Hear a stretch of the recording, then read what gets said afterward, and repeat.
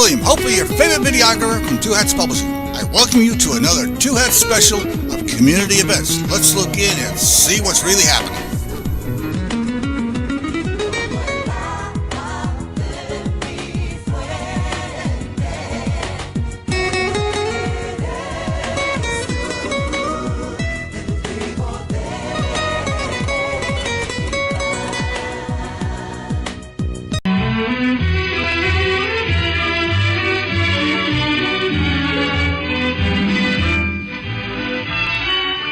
And good afternoon and welcome to Lambda Weekly. I'm Dave Taffet with only half a voice still. Last week I had absolutely none, which is why I wasn't here. I am here in the studio with Lerone Landis. Late Patti Fink is running a little bit late. Our guests today are transgender terrorists Leslie McMurray and Katie Sprinkle. As Katie just said, we are coming for your penis.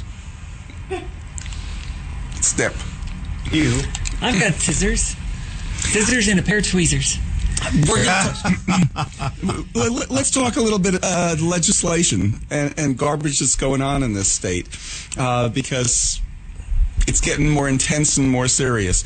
SB 6 was originally meant to be what? Let's just talk about what it first originally was. I mean, in our opinion, that it's a hate bill, or in Patrick's opinion, that it's supposed to protect women? It's a way of bringing North Carolina's prosperity from HB2 to Texas.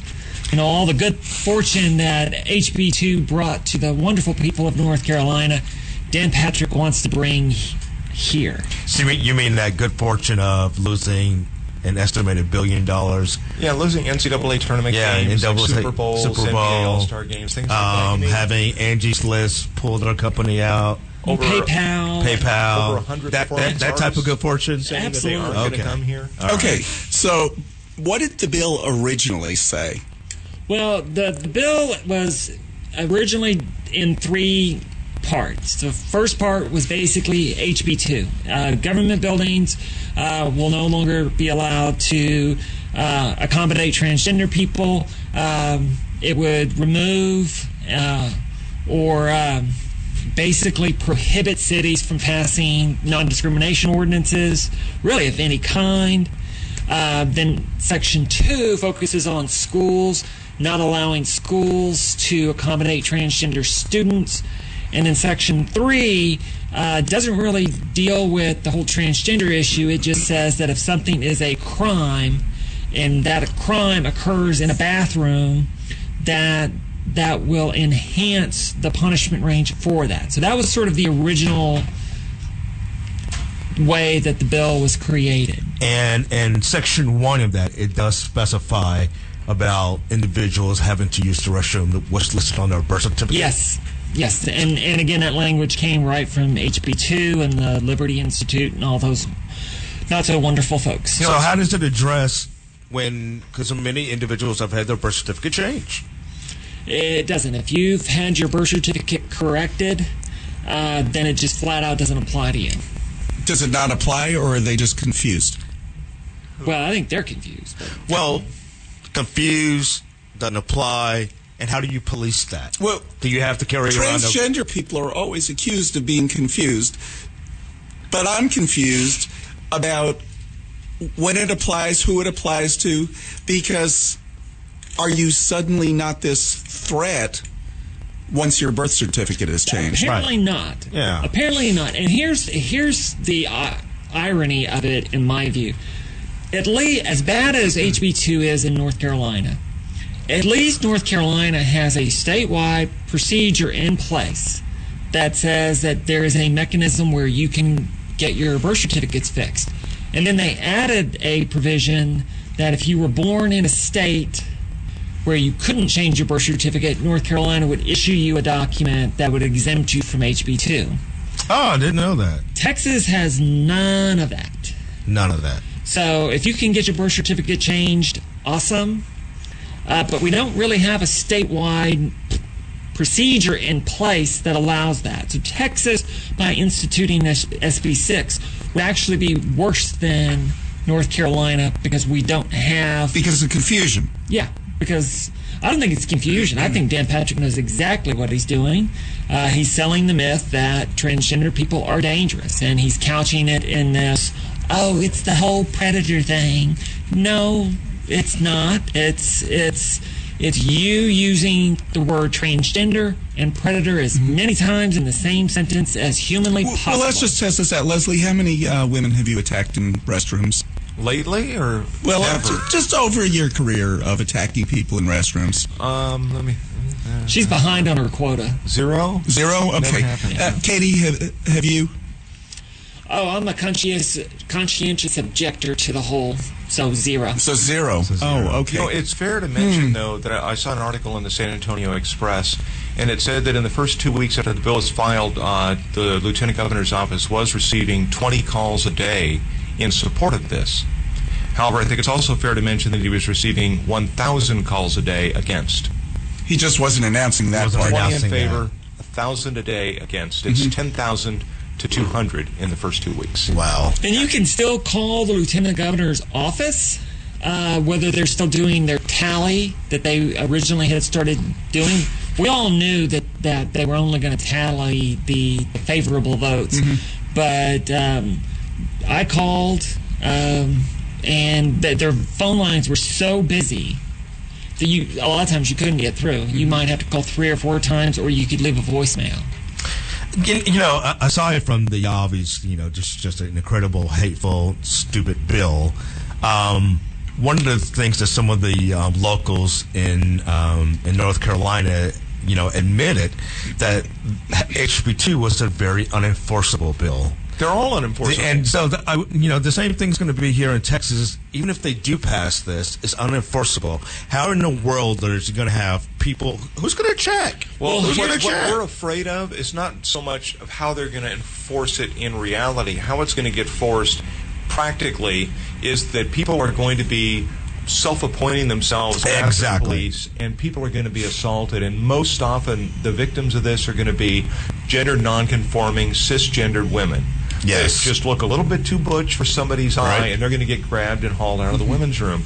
And I think that you just have to trust adults to know which bathroom is right for them and leave it at that. And we know that happens because a woman back in, I believe it was May, right here in the DFW area, was accosted by a man at a hospital because he just wanted to make sure she was a woman. Just the same was guy he arrested? No. Yep. Why? He accosted her. Yeah. Well, I think partially it's because the sheriff in Denton County has gone on record, as saying that he would beat unconscious any trans person he saw in a bathroom peeing with his daughter. But this was not a transgender person. No, this transgender was female. we don't know whether she was gay or straight. Doesn't really matter. But she was assaulted. She wasn't assaulted. She was accosted. This man approached her and was questioning her gender. Literally followed her into the women's room, and when she confronted him, "What are you doing?" So, I just wanted to make sure that you weren't a man going into the women's room.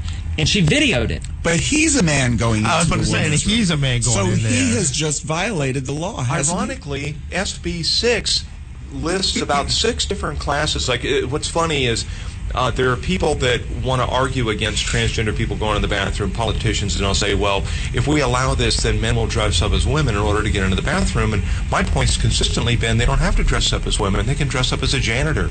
And that bill codifies that. The janitors or cleaning people of the opposite sex can go into a women's bathroom. You can also be handicapped and go into the women's bathroom. You can also help someone who's handicapped. You can also be a parent with a small child that needs help in the bathroom. So there's 5 or 6 different areas that are a whole lot easier to dress up as and pretend as to go right in. So there's really not a problem if somebody really wants to go into the women's bathroom, but SB 6 is just making it legal, ironically, and as well as forcing trans men into the bathroom. And what's interesting is when you look at probably one of the most prolific serial killers in United States history, Ted Bundy. His M.O. was to bandage his arm up in a fake cast because it disarmed people. So it's pretty simple to get a wheelchair, stick somebody in it, and wheel them into a bathroom. Right. So this nonsense that, predators are going to start wearing dresses and wigs, and going into women's rooms. Why? I'm just helping my poor aunt who had a stroke and she needs to go to the bathroom. Oh, she's done. She texted me, I'm taking this wheelchair in. I mean, it's the lies and deceit that the religious right primarily. Just be honest and say that it's a discrimination bill and leave it at that. Yeah. I mean, some of these scenarios, they're just sick fantasies. Well, They really are. They're all fantasies. Let me draw another picture for you, because Section 2 of this bill involves schools, and it's to keep transgender kids out of the proper bathroom. And what happens in a lot of cases, I spoke to a mom just the other day. She called and she said her 7-year-old had come out to her in this 2-hour-long, tearful confession that she sees herself as male. Okay, great. So she wants to be supportive, doesn't really know what to do, so I gave her a bunch of resources. But what happens with a lot of times with these kids is they will socially transition, not medically, because you really can't when someone is, 8 or 9 years old. There's no need, and it just isn't done. So they socially transition. So what will happen is the child will finish 2nd grade as a boy and then start 3rd grade, maybe in a different school, as a girl. She looks like a girl, she acts like a girl, she's addressed as a girl, girl's name, girl's clothes. She is a little girl, and she uses the little girl's bathroom without incident. What SB 2 and Section 2 would do is to force that child into the boys' room. Tell me who the threat is. Tell me who's going to get hurt when this happens. Exactly. Okay? So transgender kids don't need someone to protect other kids from them. They're the ones that need protecting. And that's the way those laws should be framed, is to protect those kids, because they're the most vulnerable and marginalized people in the entire school. They need protecting. And this puts them in jeopardy. The most laughable lie about the school portion is when the Dan Patricks of the world go, well, do you want grown men showering with your teenage girls? I'm like, okay, what the hell are grown men doing in middle schools? Yeah, when and where does that happen? Nowhere. Well, in the That's what I'm seriously. In my These are Huckabee sick land, that's where it happens. fantasies that these people And that's have. the other, is I can tell you, if you have a transgender girl who is born male and is now transitioned to female, and let's say they're playing on the girls' volleyball team, which is fine, what ought to happen. They are not going to be running around naked in the locker room, because that exposes the one thing that makes them different from all their peers. They are the least likely person in the world to be running around naked in a locker room. It just isn't going to happen. And the implication is that transgender people don't have inhibitions, don't have modesties, that apparently we're just these huge exhibitionists. And the plain simple fact of the matter is we are probably more self-conscious about our bodies than a lot of cisgender people. And I will agree with you. You have only appeared on this show once naked. So well, it was hot. It was hot that day. We had a couple Okay, pops. so here's what I want to get into with this bill. They're already amending it, because obviously these sick fantasies and these scenarios that they've come up with, it's pissing off the business community, because the business community's attitude toward these is, how the hell are we supposed to police this garbage? And then how are we supposed to keep these sick men who are following women into the, and they're self-appointed? We don't want that, right? Right. Okay, so businesses... Well, it's not really happening anyway. Well, we don't need the news. laws that are going to protect us against something that isn't going on. So stop it. So one of the businesses that does a lot of business in Texas, probably more business in Texas than any other state, is the NFL and the NBA. NBA has 3 teams. The NFL has 2 teams. We've had Super Bowls here just recently. So they're objecting. The governor is furious. Mind your own business. What do you mean, mind my own business? We're doing business in your state. We have every right to talk to your hundreds legislature. of millions of dollars into your state, and like literally hundreds of millions. And not just that, a company like PayPal that pulled out some jobs out of North Carolina, that's not high profile. How many people watched Beyonce last week or 2 weeks ago on the Super Bowl, right? Lady Gaga? You mean Lady Gaga. Lady Gaga, Yeah. thank you. White Beyonce. Yes, her. How many people watched Lady Gaga? Hundreds of millions of people watched. That was such huge publicity for for Houston, It was. it's not even. We can't even rate how much money that's worth. So this business, the NFL, is against it. So what's the new exemption that they wrote in just for the NFL? And Well, in Section 1, what they've done is they've tried to limit it only to government-owned and operated businesses. So even if you are, let's say the stadium is owned by the city of Houston. Since it's government property, it would normally be covered under SB 6. But there's an exemption that if you lease that property, you are not, as the lessee, required to follow it. You can set your own bathroom policies. So now you've got this, that they have watered down this bill because, of course, women and children need protection so bad. right, We've got this to bill is create about this. protection, right? Right. Yeah, the amusing thing is what the message seems to be that women are in jeopardy and in need of protection from transgender people in government buildings. I would think, and nowhere else. But I would think that of all the places which have more security would be government buildings. Like you can't go to City Hall without going through a metal detector and have officers search through your belongings, and same with the courthouse and things like that. So I would think you would be safer already in government buildings, but that's the only place I seem to think that women are in jeopardy, because apparently they're perfectly safe in stadiums and they're perfectly safe in theaters and hotels. At concerts. This is so confusing. Well, it's just a big lie. It what they're is. doing, as Katie said, they're selling stigma. And if the people in Texas are dumb enough to buy the stigma, then that's on them. And Right. it seems like with whoever's in the White House right now, there's an awful lot of dumb going around. But I just think we need to start seeing through and understanding what they're trying to do. They're selling a stigma of a population that has done nothing wrong. If you can make someone afraid and keep them afraid long enough, they will become angry. And when you get them angry and you can keep them angry long enough, they begin to hate.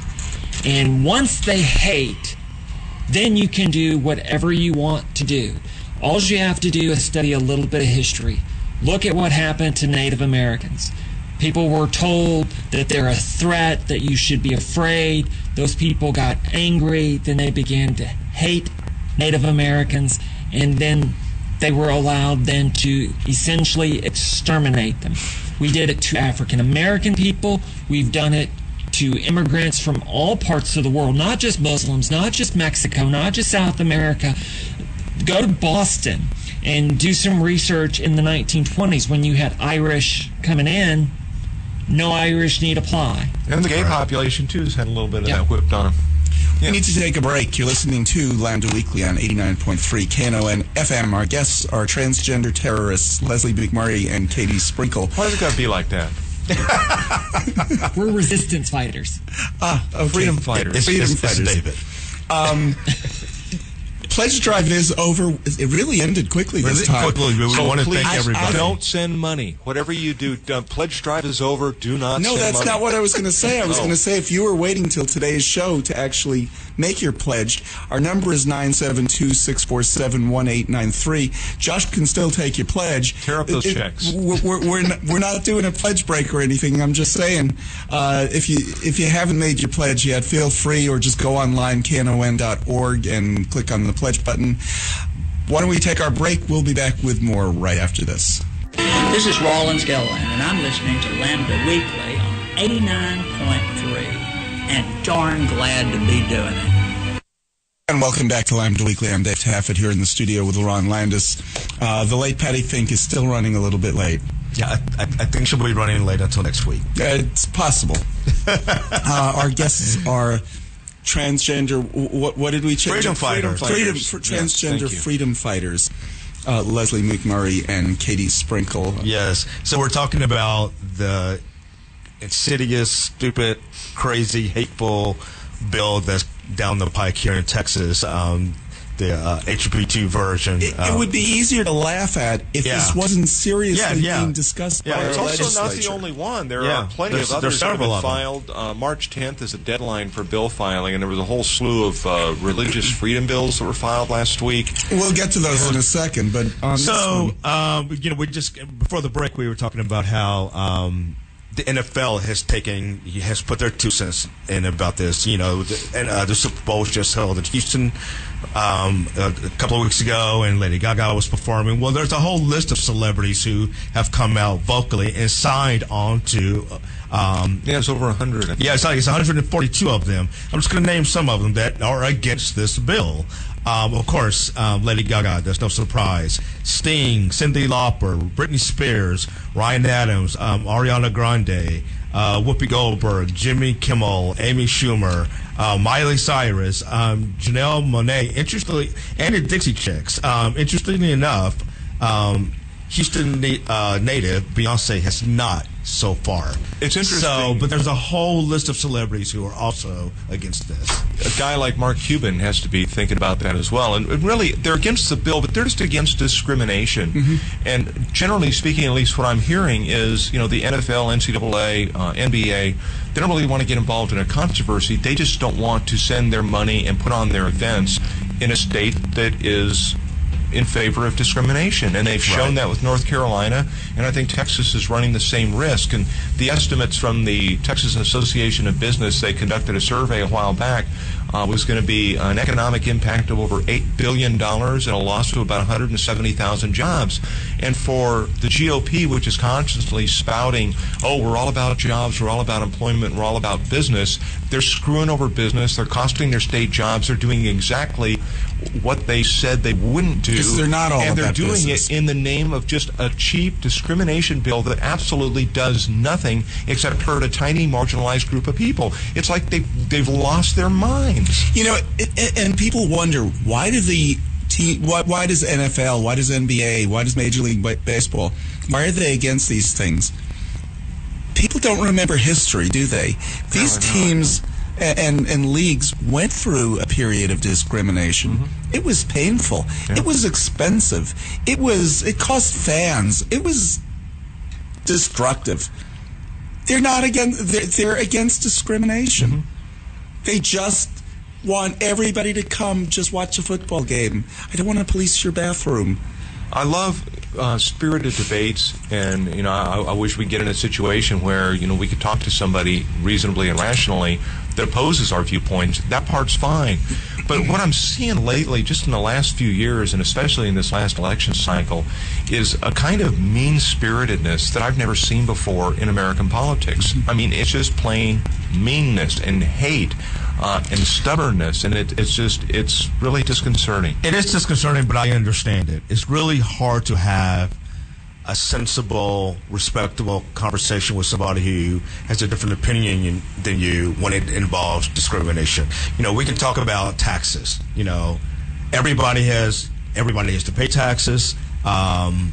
You might think the taxes are too high. I think the taxes are too low. We can meet somewhere in the middle. Mm-hmm. But when you're talking about, this group of people shouldn't be allowed to do X, Y, or Z, then it's hard to even have a remember, we're not going to agree to disagree. Exactly. And not equal. Remember the argument? Exactly. You remember the argument on marriage equality, that it was going to cause the ruination of traditional marriage? Mm-hmm. I don't know a single traditional marriage that has been hurt in any way, shape, or form by the ability of same-sex people to get married. I don't know a single one. The statistics on that just show the opposite. There haven't been. Right after Massachusetts passed same-sex marriage, the marriage rate in Massachusetts became the highest in the country. Their divorce rate became the lowest in the country and kept going in that direction over the next number of years. And as states were adding on marriage equality, the same thing happened in those states. So the sanctity of marriage was, in fact, ruined. Yeah. No. So we helped it. The thing about equal rights is extending equal rights to someone else takes absolutely nothing from you. People don't understand that. They think somehow it does. That if somehow you have something that I had before. Now what I had isn't worth as much. Yeah, if Your privilege. if only you have a diamond, the diamond is very valuable. But if everyone has it, then nobody really cares because we already have it. I think part of the problem is some people think they actually have a right to discriminate. Exactly. It's like, you're taking away my right to do that. Yeah. Okay, so let's go to one of these other Because bills. of This that week, this week, a new so-called religious freedom bill was filed in the legislature. Actually, several were. Oh, several. Yeah. Describe what those even mean. It's basically codifying the ability to discriminate against a group of people, whether they be transgender, whether they be in the LG community, and just saying that because of their quote-unquote deeply held religious beliefs, that they may, in fact, discriminate against those groups of people. And like Katie was saying, there's one word, substantially, that they were thinking Well, about wanting to take out. Texas has a religious freedom bill. It's been on the books since the late 90s. It was drafted after a lot of debate, a lot of research, a lot of effort. It was a bipartisan effort, which of course you don't see anymore. And so basically what it says is that different measures cannot substantially burden someone's religious beliefs. So what Dan Patrick and his ilk want to do is take out that word substantial so that it now reads, you cannot burden someone's religious beliefs, which basically says, In any way. just do whatever you want. Right. Because all of these so-called religious freedom bills are popping up all over the nation. And, the issue started with the stupid issue of baking a cake. Baking cakes for gay couples and some people Selling flowers. and selling flowers. Here's, and this goes back to what we were talking about just a moment ago about why you cannot have a spirited debate. Because when you approach someone, whether it's the bathroom issue, whether it's marriage equality, they're approaching you from a position of fear. They're terrified that their religious beliefs are being trampled on. So what the Dan Patricks of the world are doing is they're terrifying these people. So you cannot have a rational conversation with someone who is terrified of something.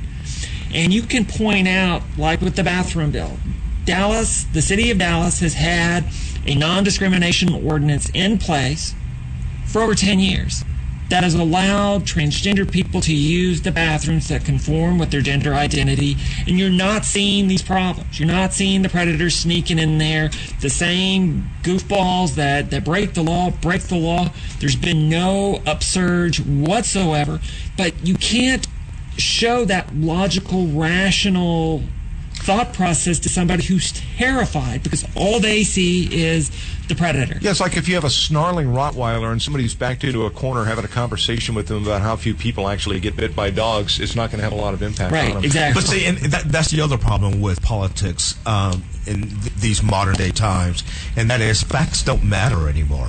What are facts anyway? Exactly. You mean alternative facts? No. I love actual alternative facts. facts. It makes our job so much Yeah, easier. it removes the burden. A lot of people don't know that there was a lawsuit that was filed by Ken Paxton, our erstwhile Attorney General, to permit doctors to not treat two classes of people based on their deeply held religious beliefs. And those two Let me guess one of them. Okay. Use peoples. Us peoples would be one group of people that doctors would not have to treat if they have a deeply held religious belief. And the other would be women who've had an abortion. And I think that's just ridiculous. Okay, Again, so it goes back to that mean-spiritedness. It's Okay, just wait, mean. wait. So Norma McCorvey just died away, yeah. yesterday, Jane Roe. and she actually didn't have an abortion. Could we not treat her because she sued to have the abortion? Yeah, because she was the poster child. I don't know. I just think pretty much it's getting to the point where you can say, clear. I don't want to If give you your a cup of religious coffee beliefs because are of my that Roe v. deeply held Wade religious beliefs. is wrong. Well, she led the charge, so yeah, I'm not going to treat her. Okay, so let's say you had an abortion, Katie. How do I have? how do I know this? As a doctor, Doctors know, believe it or not, how? from what I've heard. From inspection, looking at your records, somehow I've heard they can tell. Well, it would depend on where you had it done and how you had it done as to what records might be available. I think a lot of those clinics avoid coding and documenting things for that very reason. Depending upon how the procedure was done, they might be able to see something in an examination. How would they know that you had an abortion and not a miscarriage? Right. I don't know that they would. I don't. But, I don't know how they would know. Because of the scarlet A on the forehead? I don't know how they would know if you're going in for something that's non-genital related. If you're just going in because you got a cold or sore throat, there's no need to be looking down there. So Sure they do. Yeah. Oh, okay, Try walking in our shoes. You can ask. So let's just make this clear. A doctor, crazy. I understand, and I'm really half and half on all of these religious freedom things. Somebody doesn't want to bake me a cake. I don't want to give them the amount of money that I gave them for our huge-ass cake that we had baked if they don't want to bake it for us. I'd rather the person tells me. Same thing, you go in to a doctor because you have a cold, and you need them to look down your throat and then maybe prescribe an antibiotic or something for you. Are you telling me that in that case the doctor would then say to you, well, I can't treat your cold because you're transgender? They could if they wanted to, and that's the point. And I participated in a survey. It was a request from it was one of the postgrad nursing students down at the University of Texas in Austin, and they were doing a survey regarding transgender health care. And one of the questions she asked was, what is your experience finding transgender-friendly doctors? And I said, can I dissect that question for a second before I answer it? Because I have an answer for it. But to even ask or use the phrase transgender-friendly doctors, which is used a lot in our community, I'm always being asked, hey, do you know any trans-friendly doctors? But I said, do you know how ridiculous that is? It's like asking for a dog-friendly veterinarian. It's like if you get into veterinary medicine, then you ought to treat dogs. If you're a medical doctor, then you ought to treat people. And transgender people are people too. And the idea of finding a doctor who's trans-friendly is, to me, obscene. That question should never, ever come up, but it does. Because like 20% of us have been refused care at a doctor because we're transgender. And the thing of it is that here in a large city like the Metroplex, you know what? If this doctor doesn't want to treat me, there's a million other doctors I can go to. I have choice. If this baker doesn't want to bake me a cake, well, forget him. I will go someplace else. But I've also lived in a small town. There may only be 2 or 3 places you can go. That's true. And if those 2 or 3 places, if that's all you got, if it's a baker, okay, fine. You can go into a larger city. That's not that major a deal. But if it's a doctor, and you're the only one in 30 miles, and you've got a severe cold, I mean, David made it down here today, but he's feeling better. Imagine having to drive an hour to an hour and a half to a large city to see a doctor when you're very seriously ill, even with just the flu. And, even within a city the size of Dallas or the Metroplex, there's a lot of doctors here, but there still may be only a handful of specialists for whatever problem one issue you might have. So you might really need to see one of those specialists, and they turn you away. What are you supposed to do? Fly to another city? That's more money. So I don't know. I see what you're saying, David, about if this person doesn't want to bake my cake, fine, I'll go to somebody I want to know. But you shouldn't even have to do that. I'm not saying you should have to. And especially with medical care, I was really more making it clear, we're not talking about a doctor who says to you, I'm just not a specialist in looking at your hormone levels and other things related to your transgender. That's different. That's why we educate them ourselves. Yeah, what's the percentage of transgender people who actually have to educate their own doctors? It's about a quarter. About 1 in 4 of us have to educate our doctors on how to treat us. My doctor, when I came out to my doctor, I was actually seeing a separate doctor for my hormones. And when I finally came out to my personal physician, he was like, well, I will monitor this stuff. It doesn't take that much research just to figure out where your levels need to be. He did that work, and he began to monitor my hormone levels. And when they've been off, he's recognized that, hey, wait a minute, these are a little off. But he didn't have to start me on my meds because I was already started. So he's just following what had been in place for a couple of years, and There was a learning curve with mine, though. yeah, there was a bit of a learning curve, but that happens. Okay, does that bother you that there had to be a learning curve at all? Yeah, it does, because transgender healthcare is not... Hey, Patty, how you doing? Hey. Transgender healthcare is not taught as part of the curriculum in medical school. And not that it's a big, giant specialty. I mean, pediatric endocrinology, I think, is something that's on the rise and is going to be bigger and bigger as time goes on.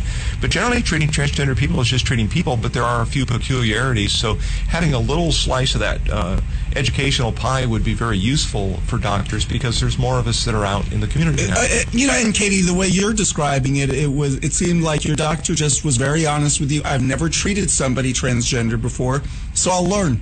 Yeah. That was the approach. And he had a friend who was transgender, so he was familiar with what the process was, and he was clearly open to it because he has a friend that was transgender. So he's like, you know what, I can pull out some papers. And after I had surgery back in September, I had to go see a doctor because I had a UTI, and my doctor was unavailable, so I had to see a different doctor. And I ended up spending like an hour with him just talking about the different aspects of being transgender and how my medical care works.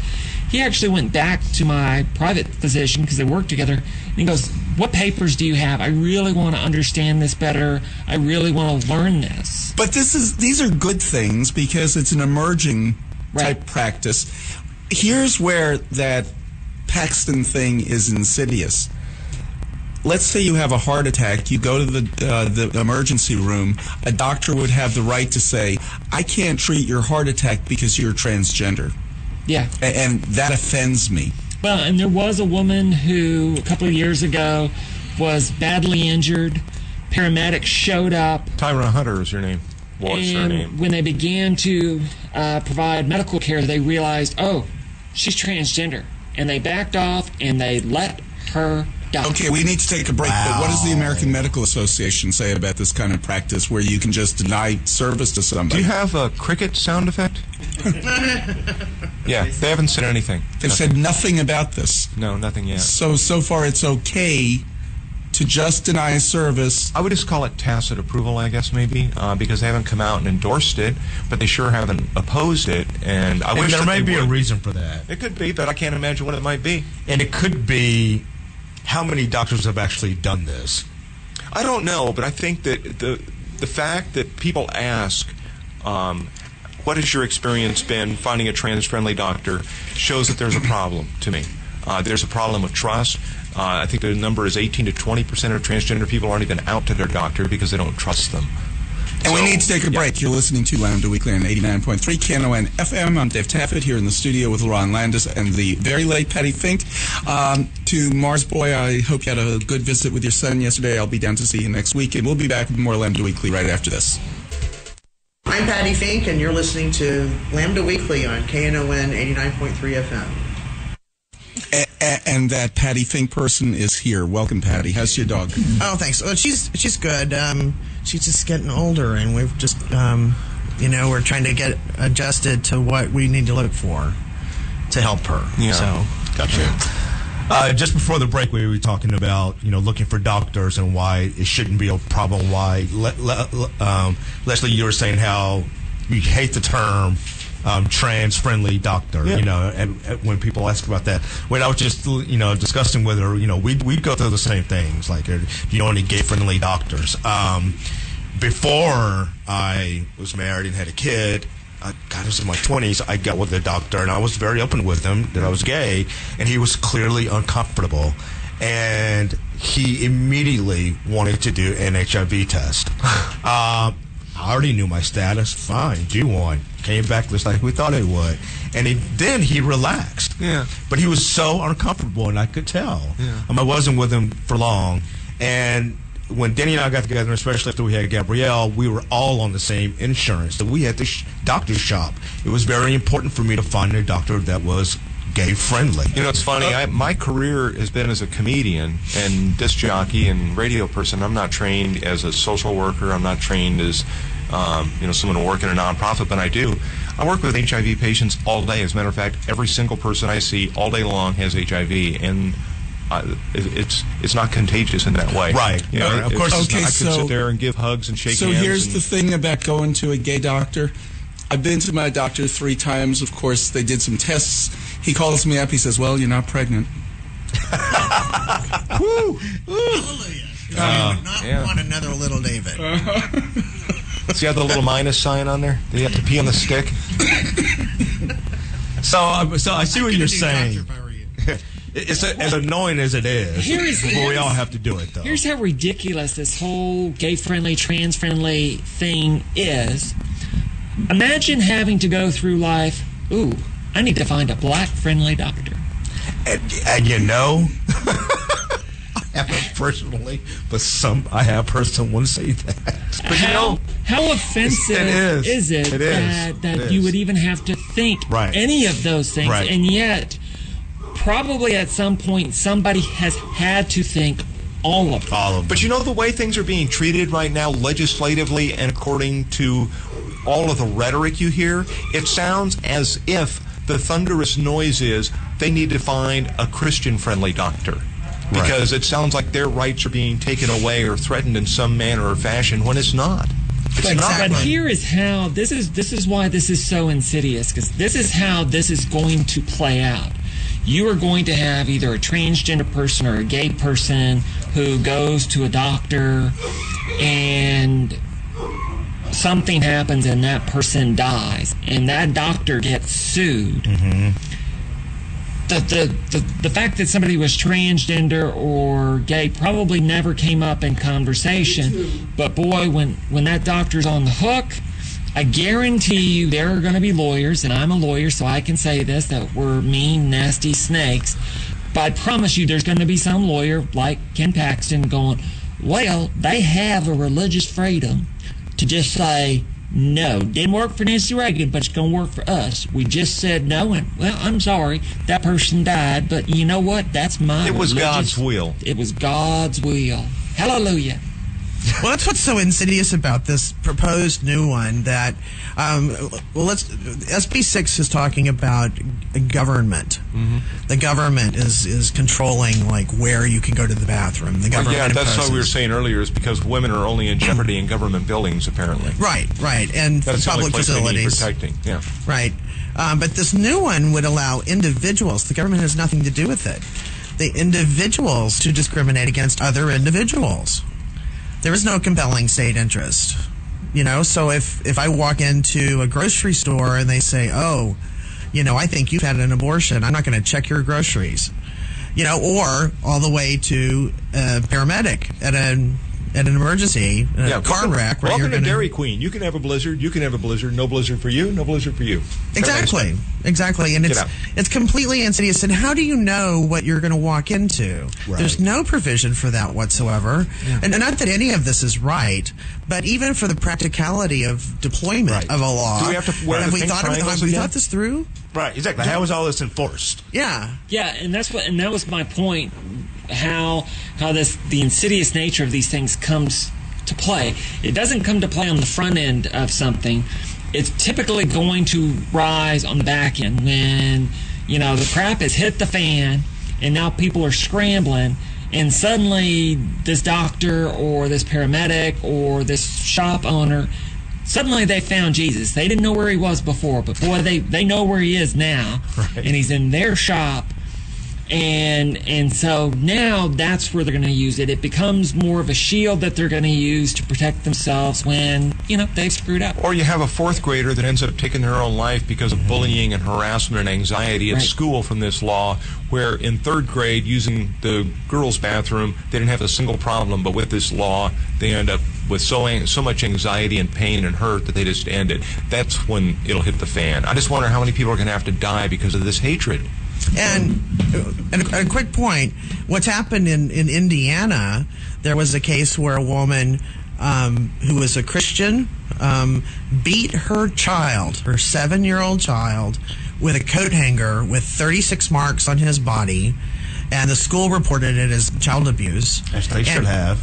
And she claimed under Indiana's license to discriminate law that she had a right to, because that's her sincerely held belief, that she should whip the crap out of her own child, a little kid, because he sinned. Spare the rod, spoil the child. That's what God says. That's what she quoted.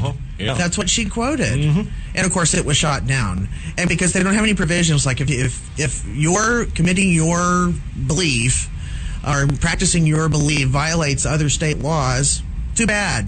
State law wins. So the laws against child abuse prevail. Good. And we don't hear them talking about that kind of stuff. They have no plan for when these... And they don't care. Yeah, they don't care. They are... Politicians are basically teenagers. They see as far as the next election. That's it. And that's all they see. Okay, so there's one other bill that's really insidious. It's Connie Burton's Tattletale bill. In this bill, if a kid in school goes to a counselor or a teacher confidentially to talk to them about somebody they're dating, some question they have, if that counselor or teacher is approached by the parent, there's no more confidentiality. The school personnel would be required by law to tell the parent. Now, in some cases, it's just a kid just feels comfortable with the counselor asks a question. In other cases, it's the kid does not feel comfortable at home asking these questions, and so is asking somebody that they trust in school. You were talking about suicide. Yeah. As a parent, with my girls when they were young, I'd want to know if something was going on with them, and I think they would come and tell me if there was, but I would want to know as a parent. But on the other hand, I did a workshop a while back with the Resource Center, and it was with it was on LGBT youth homelessness. And LGBT kids make up about 7% of the population in the city of Dallas.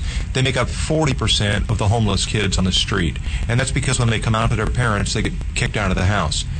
This bill is really going to be damaging to me because if a kid doesn't want to tell their parents that they're gay or lesbian or transgender, there's probably a pretty good reason for that.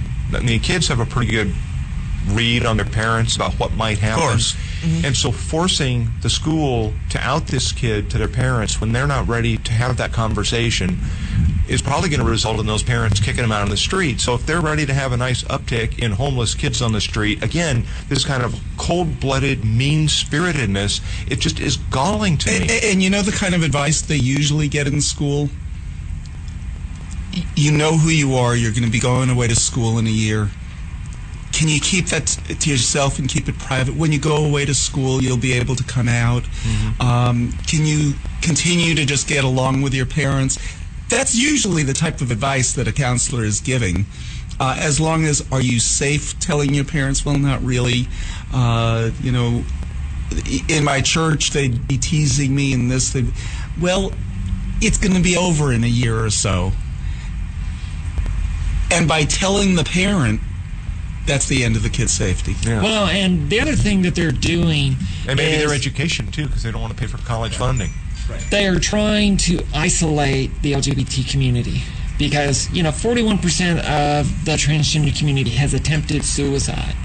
And I spoke the other day to some professionals in one of the drug court systems that we have in Dallas County, and what I told them is, look, if I took all of you, got you fired, got you kicked out of your homes, got your entire family, your entire support system to completely cut you off, got all of your friends to completely cut you off, so you were literally in this torrent of red hell that we call Texas by yourself with no support system, I guarantee you, you're going to snap and take your own life.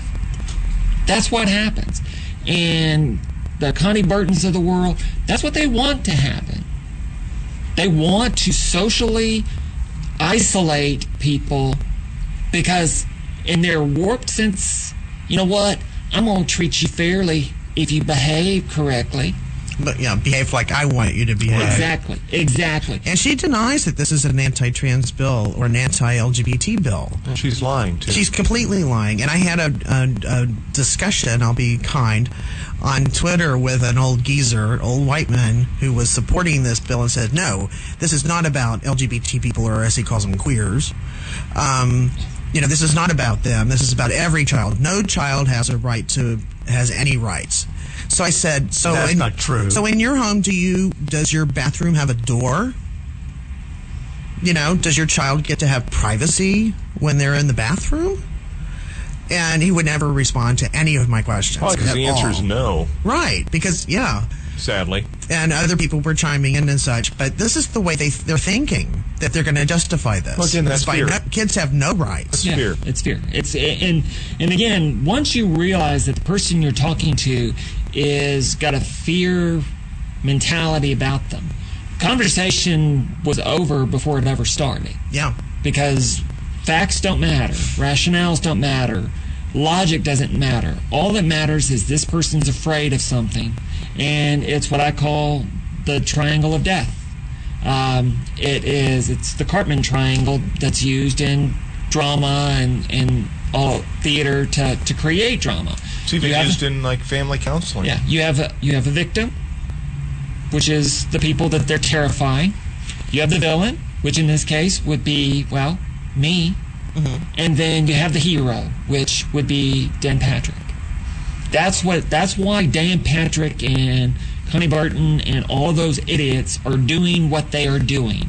They are trying to scare their constituency, and then they're pointing the finger at someone else, and they are to blame for what you're afraid of. Has that ever happened in history? There was a guy, I believe his name was Adolf. Used it very effectively. Artist. What was his last name? See, nobody writes about this stuff. You can't find it anywhere. I think it started with an S. Yeah, but the bottom line is that's what they did. They convinced the German people, who were decimated by having lost a war, their economy was in the toilet. We would have won that war had it not been for people like David. They betrayed us. And if you elect me, I will protect you from them. Gosh, what's happening today? Yeah, it's pretty much. It's amazing. Right A lot of people think that all this anti-trans bathroom bill nonsense and religious freedom bill nonsense that's been proposed in many states since marriage equality is it's because of marriage equality. Exactly. Do you all think that, or do you think you're just That's next in line on the list? I always believed we were next in line, and a year before marriage equality hit, I was speaking at GEAR, which is the Resource Center's transgender group, and I said, we need to buckle up here, because we're next. Once marriage equality is done, then they're coming for us, and that's exactly what has happened. Now, some of the religious freedom things are, and you see this with any major shift in law, they're testing the boundaries to try to push back, to try to limit. You saw it after Roe v. Wade with states passing different laws to Till this day. Yeah, to try to curb that, because the goal was to get back in front of the courts. Now, with marriage equality, they're going to be doing the same thing. And they are right now. Yeah, on the in day, this state. The day of the Obergefell ruling, I was standing with Katie at the press conference down at City Hall, and I turned to her and I said, today the T in LGBT stands for Target. Yeah. And That's it's exactly been that way ever since. Yeah. Because if you look, the city of Dallas has had a non-discrimination ordinance for 15 years. Yeah. 15 years. Yeah, and how many people have been peeing in this city at will. Peacefully. Without Peacefully. effect. Yeah, without any problems. We've had less chaos in our bathrooms in 15 years than they've had in the White House in 2 weeks. Exactly. That's exactly it. And, look what happened. It never became an issue until Obergefell. Just remember that in the White House, it's fantastic. We have the best chaos. Ask anybody. Terrific. It's terrific chaos. Fantastic. It's luxurious chaos. It's fantastic.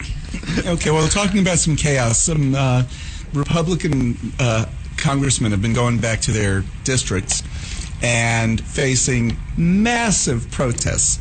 Pete Sessions' turn is this Tuesday. Good. He's refusing to hold a town hall rally, but he is speaking to a group of Republican women at the Biblical Arts Museum on Park Lane. So the protest against him will be outside the Biblical Arts Center from 5:30 to 8:30 p.m., 7500 Park Lane. They're asking you to bring Missing Pete rally signs, and it sounds like it's going to be a lot of fun. I don't have my Peter. Oh. And if you don't know where that is, there's Central Expressway, there's North Park, and then on the other side, So the opposite side of North Park from Central is Dallas the needs to Biblical. get petered out. Yeah. Good one.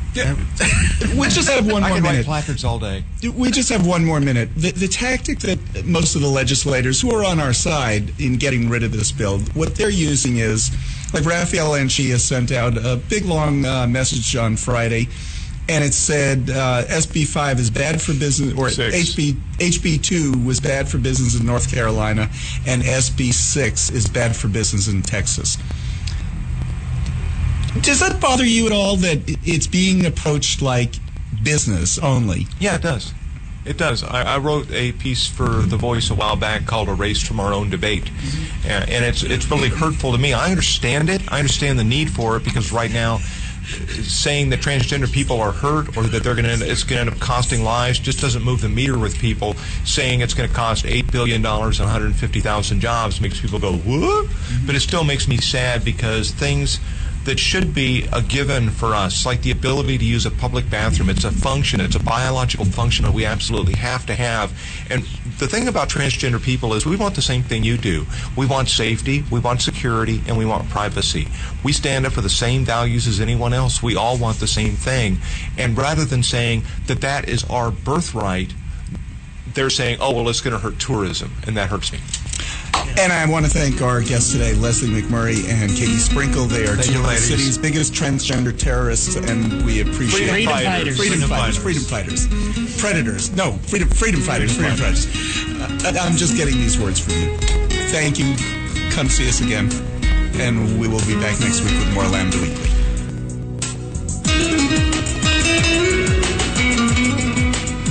This is William, hopefully your favorite videographer from Two Hats Publishing. I hope you enjoyed this video. If you like it, please leave comments below, or like, follow, or subscribe to us and get notices of all our videos. We love it, even when you call.